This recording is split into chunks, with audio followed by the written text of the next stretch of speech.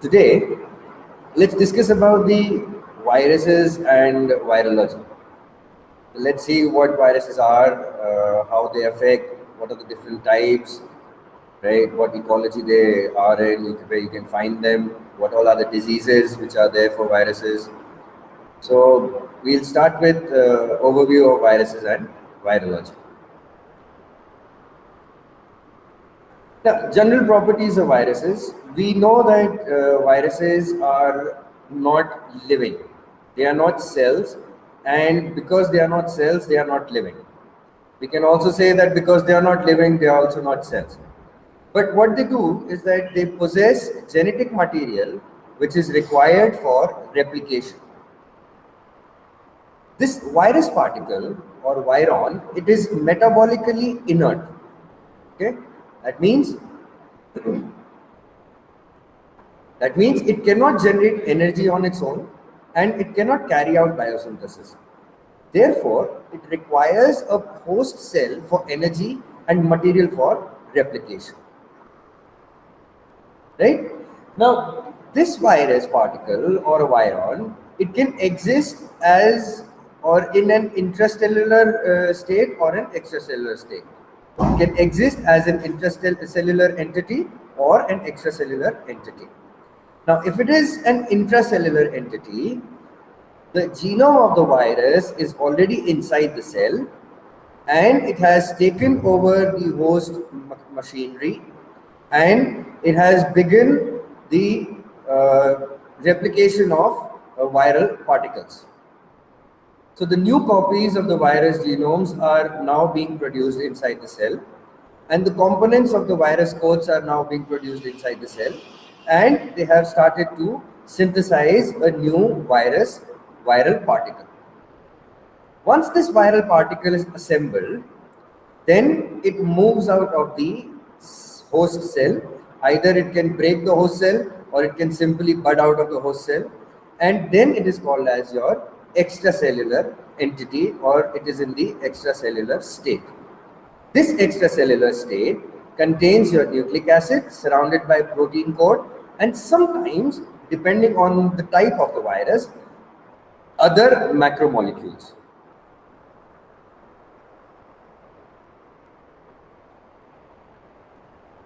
Now, some viruses are there. For example, you have your polio virus or you have your respiratory syncytial virus. What it does is it can skip the extracellular stage when it is moving from cell to cell. What it does is it moves from one cell to another via fusion of the infected cells. So when the cells are fused together, this virus moves from one cell to another cell. But when moving from one organism to another, these viruses are always truly extracellular. There are general steps for the viral life cycle. Viral genome is very small. It encodes primarily proteins whose function the virus cannot seize from their host.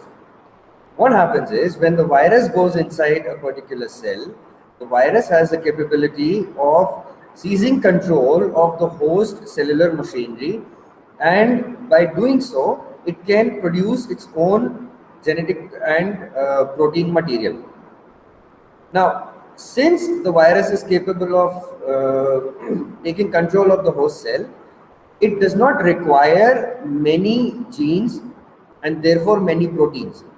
So the only protein and the genes which are available in the viral particle are those which are going to be of immediate use to the virus.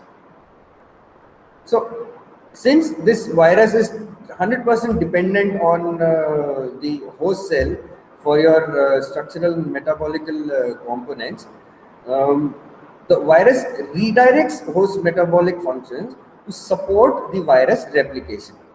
And obviously, accordingly, the assembly of the new viron. Eventually, the new viral particles are released, and the process then it continues to repeat itself.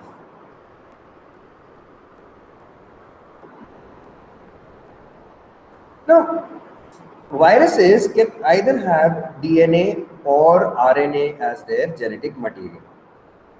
Now, the virus is classified as a DNA virus or a RNA virus. The DNA or RNA and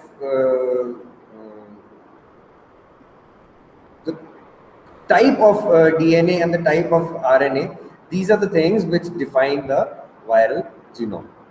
Now, virus can either have a single stranded DNA or it can have double stranded DNA. It can have a single stranded RNA or a double stranded RNA. It can have a linear DNA or a linear RNA, or it can have a circular DNA or a circular RNA. What you have to understand is most of the viruses, they have linear genetic material.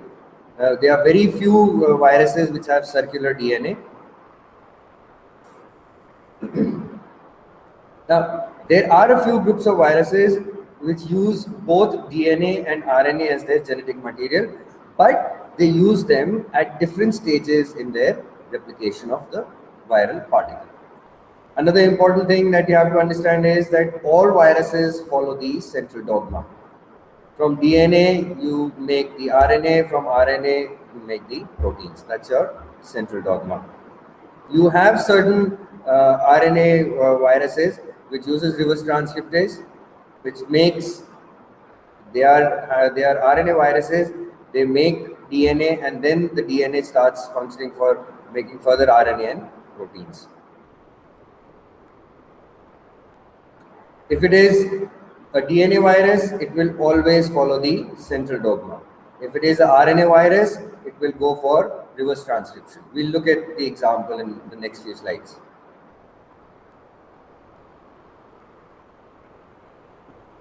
Viral hosts and taxonomy is classified on the basis of the host they infect as well as by their genomes. So we've seen the genome, it can be DNA or RNA, circular or linear. The host can also vary from the viruses can attack and infect bacterial cells. They can infect archaea, they can infect animals, plants, and viruses can infect other kinds of eukaryotic cells also. Bacterial viruses, you call them bacteriophages. They have been regularly studied as a model system for molecular biology, and they have also been studied for genetics of virus replication. And many of the basic concepts of virology were first worked out with the bacterial viruses, that is these bacteriophages, and subsequently applied to viruses of higher organisms.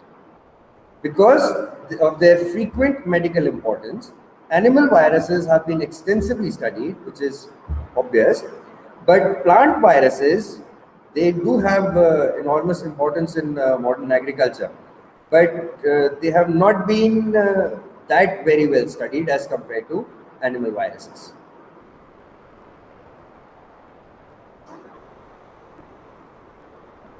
A formal system of viral classification exists that groups the virus into various taxa, such as orders, families, and even genus and species.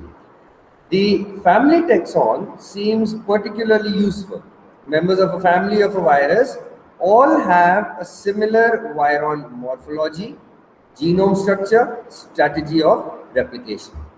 So if you have a family of particular virus, they are going to have similar morphology, they're going to have similar genetic structure, and they're going to have similar strategy of replication.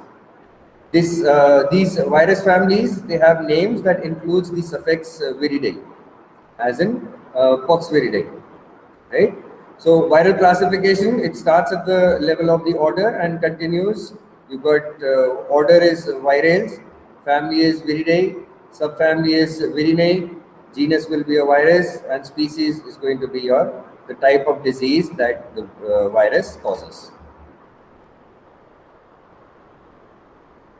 Here you can see the family and gender of various infecting various viruses infecting plants.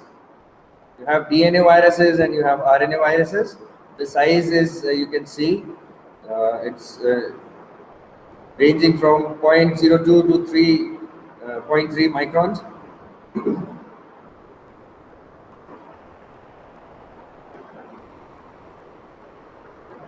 So the general history, if I give you a brief history of virology, these viruses, they are extremely small in size, and because of their extremely small size, their presence and their observation was pretty much evaded for a very, very long time.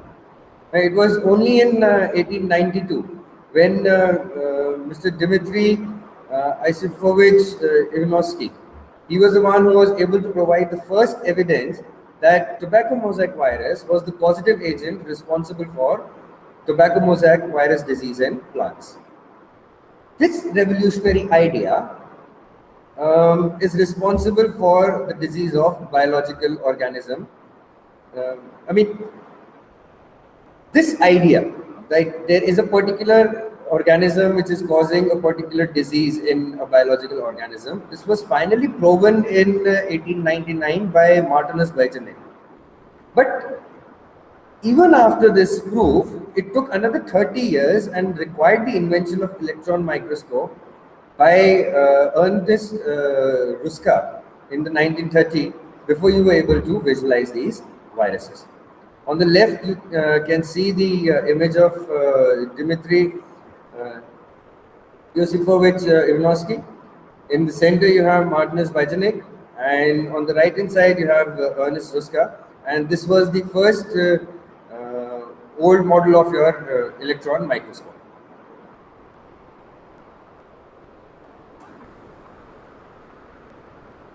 Now, viruses, they range from, as I said, 0.2 to 3 micrometer, which is around about 20 to 300 nanometers.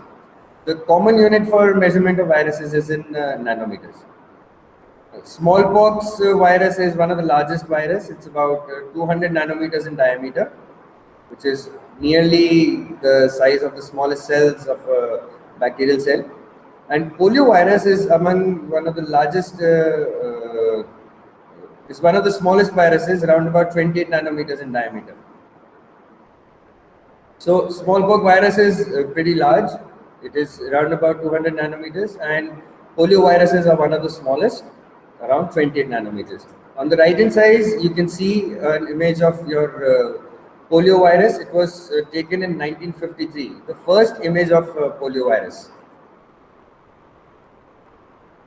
Here you can see the smallpox. On the right hand side bottom, you can see the smallpox virus, the electron microscopy of it. On the top is the type of disease the smallpox causes, and it is an extremely deadly disease. The death rate or mortality is very high in this particular disease. You can see the scientists and doctors working in a hazmat suit. These hazmat suits are airtight. It doesn't allow any infectious particle to enter your breathing area. This is the largest known viral genome is of Mimi virus. You can see the Mimi virus here. You have to understand the difference between virus size and the size of the virus genome. Okay, size of virus genome can vary from viruses to viruses. The viral genome includes your genetic material, which is your ATGC molecules inside a particular cell center of the viral particle. So Mimi virus has the largest known viral genome. It has around about 1.18 megabase pairs of double-stranded DNA, and this infects protists such as amoeba. And it is one of the very few viruses whose genome is larger than some cellular genomes.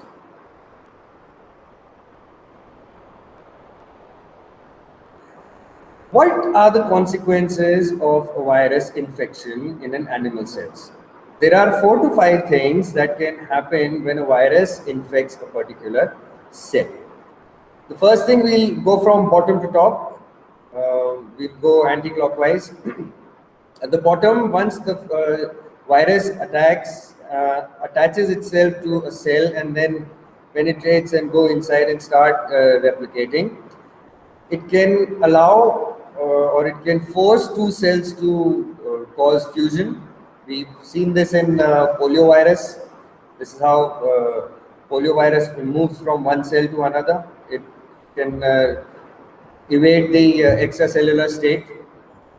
Then What the virus can do is that virus can go into the it stays in the lytic cycle, and it integrates itself into the genome of the host cell, and it doesn't replicate immediately, and since it is integrated, when the environmental conditions are correct for the virus particle to express itself, then it will revert to the lytic stage of uh, the viral replication cycle. Then you can also have persistent release of your virus particles. The virus can continue to stay inside the cell. It does not kill the cell, but it can continuously bud out from the cell on a very regular basis without killing the host cell. Then you have your lysis, in which the cell goes into the lytic stage, death of the cell and release of the virus. And then you have your tumor generation. So what happens is, once this virus is there, it transforms the cell into a tumor cell and causes tumor and thus cancer. We'll take an example, just a general example of a retrovirus. On the right hand side, you can see the retrovirus on its image. You can see it's a circular virus. It has it's an enveloped virus which has envelope proteins, and transmembrane envelope proteins are also available there. You have your three enzymes, reverse transcriptase, integrase, and proteases. That means if it has reverse transcriptase, it means that it is a RNA virus. You can also see the blue color, light blue color lipid membrane bilayer. You can see the yellow color core shell proteins, and in the center you can see the core proteins. So it is an envelope virus. It has RNA as the genome. It is replicated via DNA intermediates. Retro means backward. The key enzyme, as I informed you, is reverse transcriptase. The importance of this retrovirus is that it was the first virus shown to cause cancer and have been studied for its carcinogenic characteristics. 7 internal proteins, 4 of which are structural and 3 of which are enzymatic, being found in retroviruses. Enzyme, as I informed you, includes your reverse transcriptase, integrase, and proteases. And example includes your human immunodeficiency virus or HIV. The overall process of replication of a retrovirus, let's discuss this. It's a general process in which the entry into the host cell is by fusion with the cytoplasmic membrane at sites of specific receptors.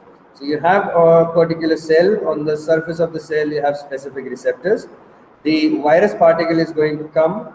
On the surface of virus particle, there are going to be molecules which are going to recognize the cell receptors on the surface of the host cell. The cell and the virus particles are going to attach, and then there is going to be fusion of the host, this retrovirus into the host cell. Then there will be removal of the virion envelope at the cytoplasmic membrane, but the genome and the virus-specific enzymes, they remain in the virus core. If you remember the image, in the center there is a brown core. Inside that core you have your genetic material and your enzymes. So once it is inside the cytoplasm, the upper outside envelope of the virus retrovirus is going to degrade, and but the genome and the enzymes are going to remain there in the virus core. Reverse transcription of one of the 2 identical genome RNA molecules into a single-stranded DNA, that is subsequently converted by reverse transcriptase to a linear double-stranded DNA molecule, which then enters the nucleus.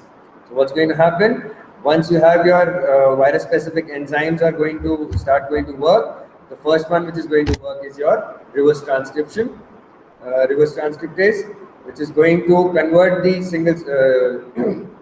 single-stranded, the genomic RNA molecule into a single-stranded DNA. This single-stranded is going to convert into a double-stranded DNA molecule. This genetic material, this DNA molecule, is then going to enter the nucleus and then going to start to work on what it was supposed to do. It is going to go for integration of retroviral DNA into the host genome. Then transcription of retroviral DNA will lead to the formation of viral mRNAs and viral genomic RNAs.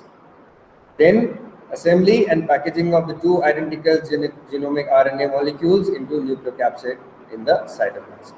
So this is the overall process of replication of a retrovirus. Finally, at the end, when all of these steps have been taken places, the viral RNA is enveloped in the nucleocapsid inside the cytoplasm. The virus, the retrovirus, is going to bud out of the cytoplasmic membrane and release into the outside of the host cell.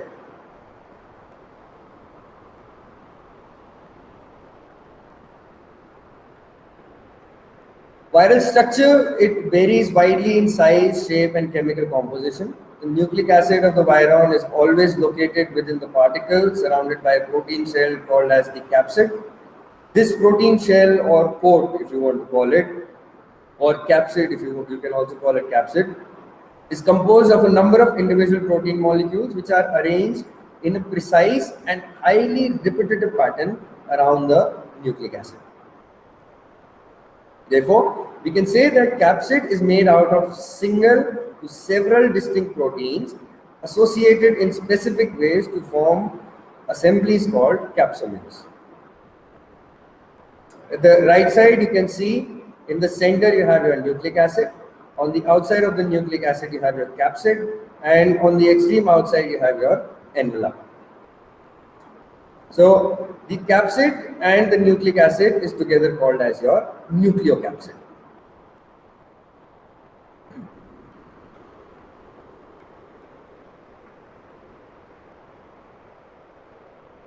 There are two major functions of viral proteins. First is protection of the genome. The assembly of a stable protective protein shell is done by these viral proteins on the outside of the viral genome. Specific recognition and packaging of the nucleic acid of the genome, and interaction with the host cell membrane to form the envelope. So first is protection during traveling, example from cell to cell, or let's say in case of a virus that enters through food, the intestinal acids, etc. And recognition during injection of genetic material into cell, that is delivery. So you can see the function of the protein is to do both. It is supposed to interact and identify the target molecules on the host cell which are going to act as the recognition site, and you're going to be able to protect the virus, genome or genetic material from the adverse environmental conditions. Then there is delivery of the genome. As I informed, these protein particles, they bind to the host cell receptors. Then there is uncoating of the genome, then fusion with the cell membrane and transport of the genome to the appropriate sites. Now, please remember, it is not only deposition of the genome into the cell, but in some cases also the transport of it to the nucleus. ऐसा नहीं है कि virus आया और उसने sales के ऊपर अपने रिकग्नाइज कर ली एंड वायरस पार्टिकल सेल के अंदर एंटर कर गया एंड प्रोटीन्स का काम खत्म. It's not the case. Sometimes it also requires transport of the genetic material to the nucleus. So these functions are also done by the viron proteins. Now, you have to understand there's a very important concept of metastability. What is metastable? Metastable means something that is stable in its present condition, but if it could reach a better condition, there is a more stable condition possible. You are here, you are happy with your life, right? If you can reach here where you have a little more money with more bigger car and a bigger house, this will be a place where you will be more stable. So right now this means you are in a metastable condition. So some energy barrier is preventing you also and the virus also from getting from this stage to this stage. Okay. What happened? Let's try and understand this from this point of view. The purpose of the virus or the viron particles, the outer particle or the whole viron is to protect the genome. In order to protect the genome, it has to be very stable. If it is not going to be stable, then the virus particles is going to break down and the genetic material is going to be lost, either by the host cellular mechanism or the host defense mechanism. So the purpose of the viron particle is to protect the genome, but at the same time, it should come apart very quickly as soon as it starts the infection. So on the in the image you can see on the left hand side you have your spherical virus, which is absolutely stable. Okay, when it is on the extracellular region, it is absolutely stable. But as soon as it enters the internal environment of the cell, the outer coating of the proteins is slowly degrading and the genetic material is released. So what is happening? There is protection, role of protection of a viral particle, and there is role of causing infection by quickly disassembling itself and allowing the genetic material to integrate itself into the host genetic material. So virus, these, so if you want to exemplify this metastably, let's say it's a thick book and is lying on the tabletop, so it is in a state of equilibrium. But a thin book standing on its edge is in the metastable state, as a small movement may cause it to fall and reach the state of equilibrium. You have a book which is lying like this. So it is on the table and it is stable, right? But if you have a book standing like this, if I touch it like this, then it will fall and then it will fall down and it will be in the state of equilibrium. So this is what it means. So viroins are metastable structures. They have not attained the minimum free energy conformation, and in order to do that, this unfavorable energy barrier, it has to be surmounted. Now, this energy barrier is surmounted during production of your viral particles. Virons are spring-loaded during assembly. Energy is put into the structure. Now, it is that potential energy which is used for disassembly if the cell provides the proper signal.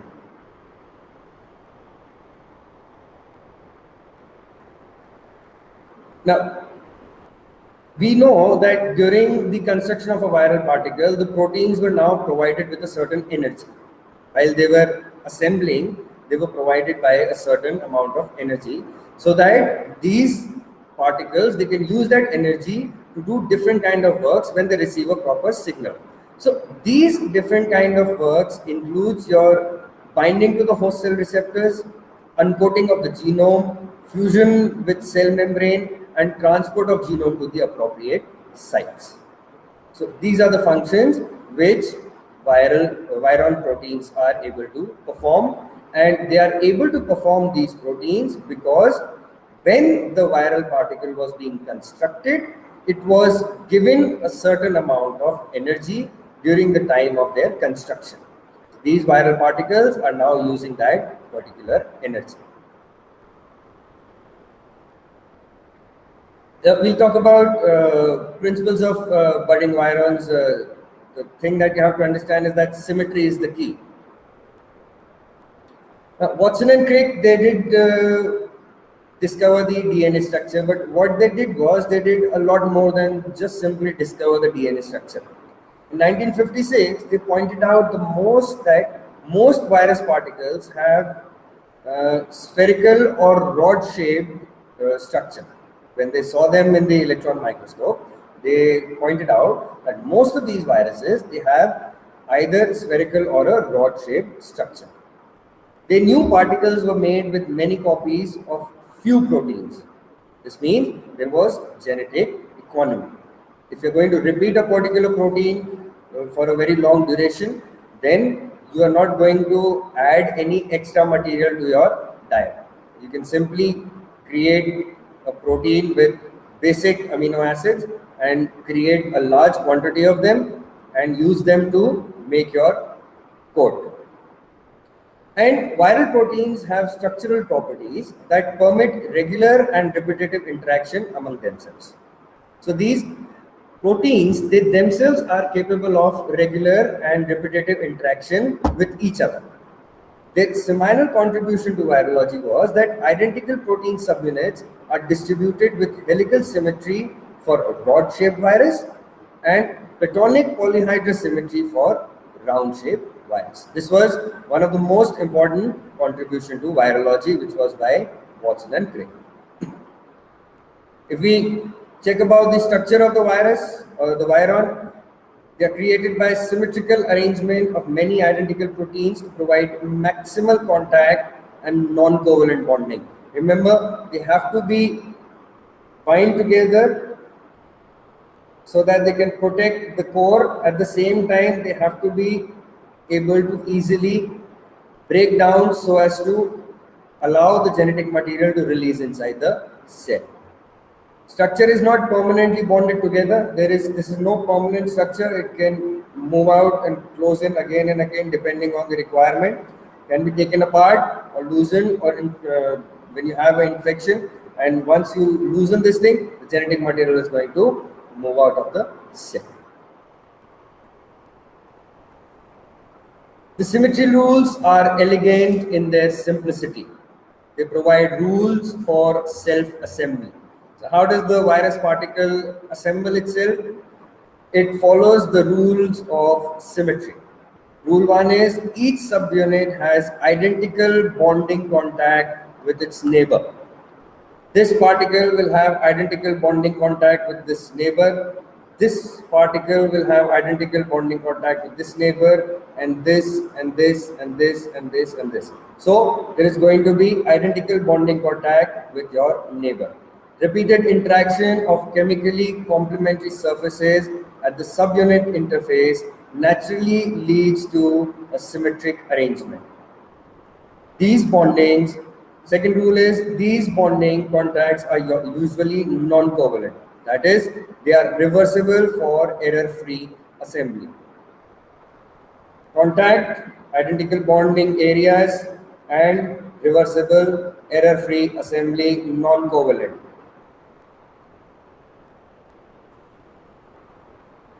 You can see the diversity. You got RNA viruses. On the top, you got single-stranded DNA viruses. You got double-stranded DNA viruses. Most known bacteriophages, they contain double-stranded DNA genome, and this type of bacteriophage is thought to be the most common in nature. Also available are your single-stranded RNA genome, double-stranded RNA genome, and double-stranded DNA genome. Few bacteria viruses have lipid envelopes, but most are naked viruses. Naked viruses means they do not have a lipid envelope on their surface.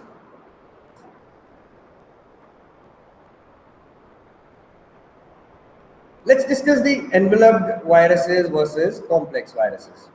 Now, most of these enveloped viruses and complex viruses, they infect animal cells. The viral envelope consists of a lipid bilayer with protein, and usually it is a glycoprotein embedded in it.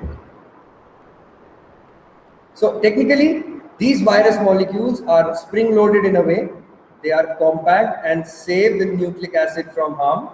And as soon as they reach the specific part of the cell, or as soon as they receive a particular signal, they open up and start their process of injecting of nucleic acid into the cell.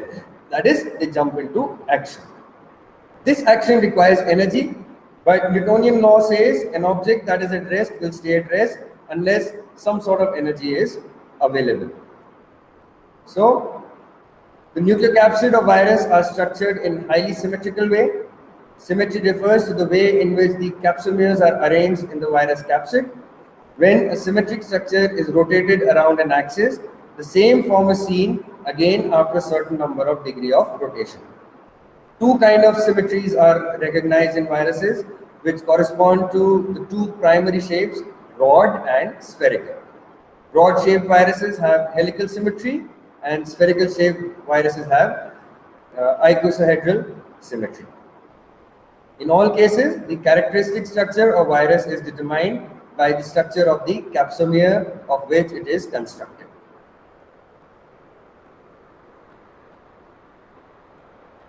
You have your enveloped viruses. Most of these viruses infect animal cells. You've got influenza virus. These are enveloped viruses. The viral envelope consists of a lipid bilayer with proteins. Envelope is the component of the viron that makes initial contact with the host cell. It is the first thing which is going to make contact with the host cell.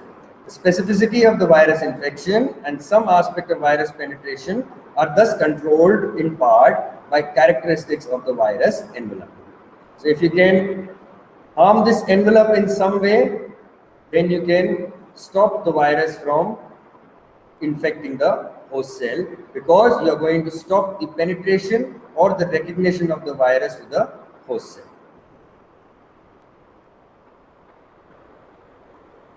You have your complex viruses. They have separate shapes and symmetries. The most complicated virus in terms of structure are some of the bacterial viruses, which possesses icohedral heads plus a helical tails. Your bacteriophages, which we've seen before, which look like alien. So these are the ones which are your complex viruses.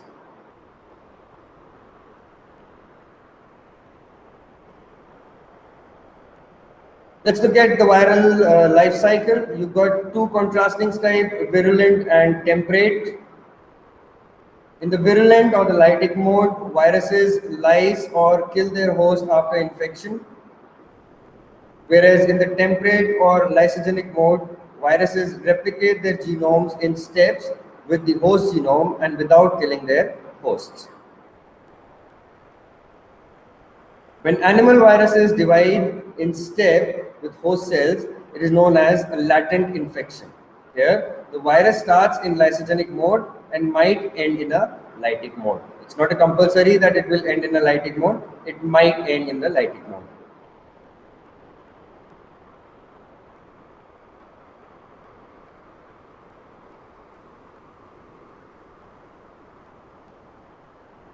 Let's talk about your bacteriophages today. We'll see what are these virulent bacteriophages and T4 virulence are. So, virulent bacteriophages and T4 virulent viruses kill their host after infection. The first such virus to be studied in details were bacteriophages with linear double-stranded DNA genome that infected E. coli and a number of related bacterial cells. Virologists, they studied these viruses as model systems for virus replication and used them to establish many of the fundamental principles of molecular biology and genetics. These phages were designated T1, T2 and so on up to T7, with T refers to the tail of these phages.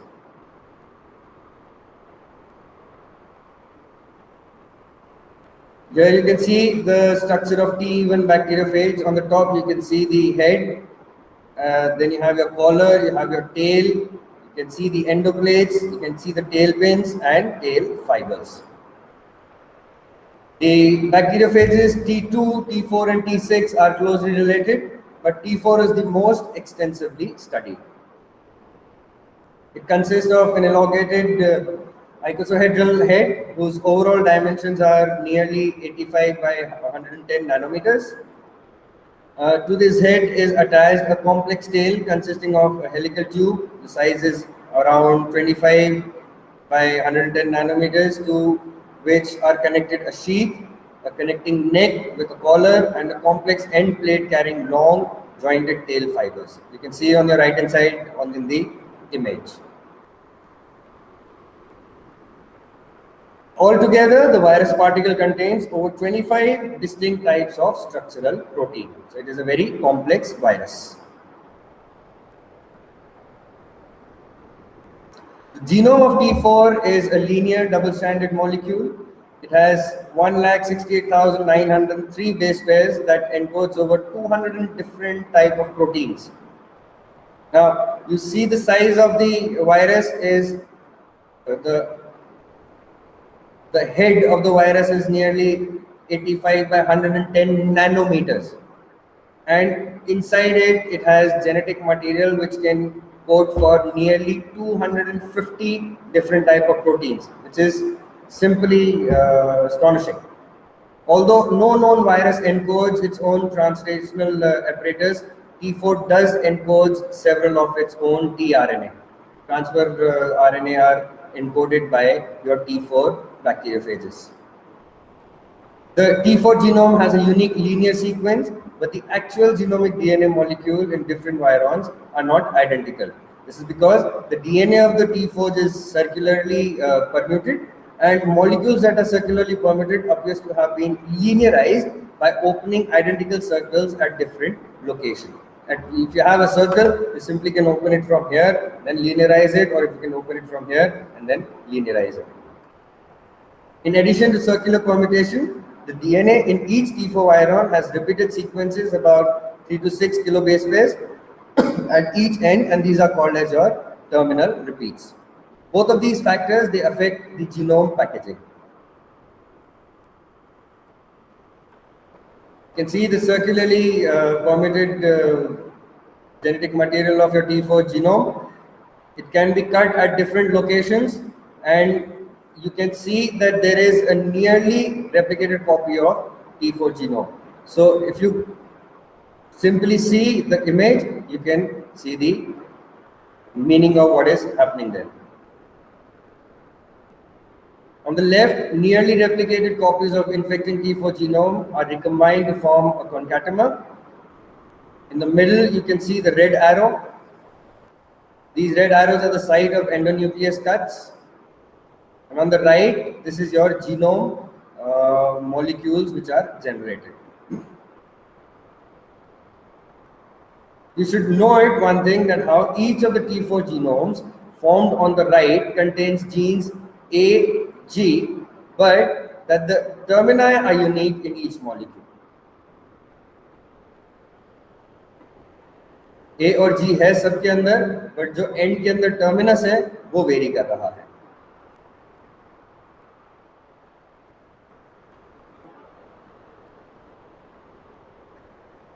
During the event of a T4 infection, what you have to understand, there are a few important concepts. That first, it does not encode its own RNA polymerase. Some proteins of T4 are they modify the specificity of the host RNA polymerase so that the host RNA polymerase can recognize the phage promoter. The early promoters are read directly by the host RNA polymerase and requires the host sigma factor. Host transcription is shut down shortly after this by a phage encoded anti-sigma factor that binds to host delta 70 and interferes with its recognition of host promoters. Space-specific proteins, they encoded by the early genes, also covalently modify the host RNA polymerase subunits, and a few phage-encoded proteins also bind to the RNA polymerase. They can modify the host RNA polymerase subunit, and they can also bind to the RNA polymerase. These modifications, they change the specificity of the host RNA polymerase so that now it is capable of recognizing the T4 middle promoters. One of the T4 early proteins, MOT-A, that recognizes a particular DNA sequence in T4 middle promoters and guides the RNA polymerase to this particular site. Transcription from the late promoters require a new T4 encoded sigma factors. Finally, sequential modification of host cell RNA polymerase, as described here for page T4, is used to regulate gene expression by many other bacteriophages as well. You can see the temperate bacteriophages lambda and P1. Some viruses can enter into the state called as lysogeny state, whereas most virus genes are not expressed, and the viral genome is called a prophage. It is replicated in synchronicity with the host chromosome. What is basically happening here is, you can see that you have your host cell, the virus attaches itself to the host cell, it inserts its genetic material into the host cell. That genetic material, in the lytic pathway, it is going to start viral DNA replication. In the lysogenic pathway, it is going to integrate the genetic material into the host genetic material, into the host DNA, and then it is going to wait for the right time to come. So every time the cell is going to divide, the cell is going to also replicate your viral genome, right?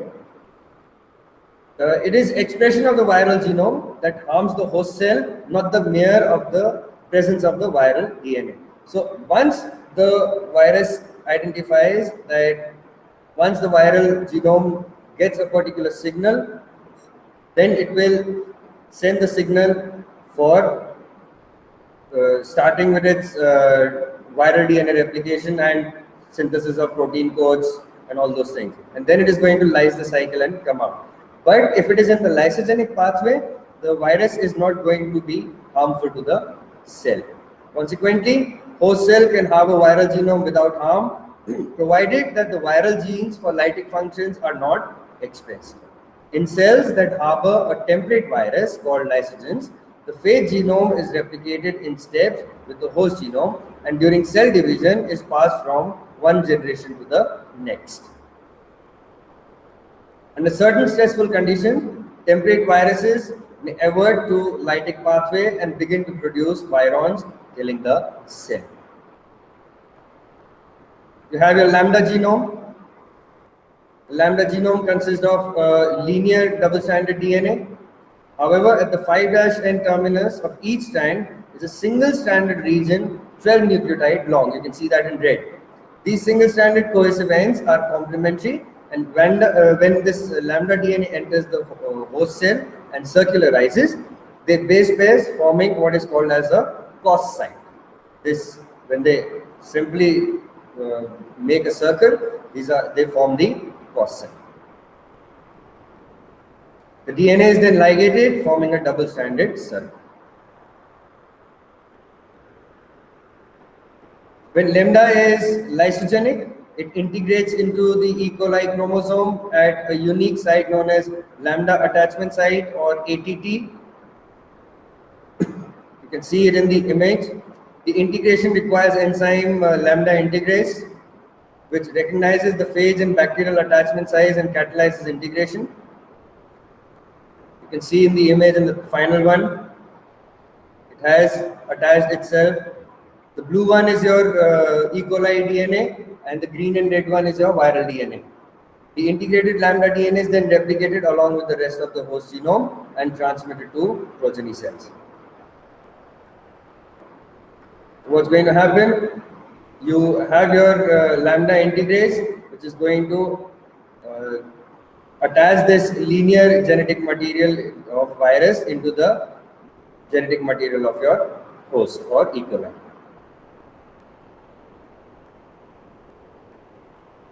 You have to understand a few concepts with reference to virulent or the lytic pathways. These are linear concatemers and rolling circular replications. When lambda enters the virulent or the lytic pathway, it synthesizes long linear concatemers of DNA by rolling circle replications. This mechanism is asymmetrical and occurs in two stages.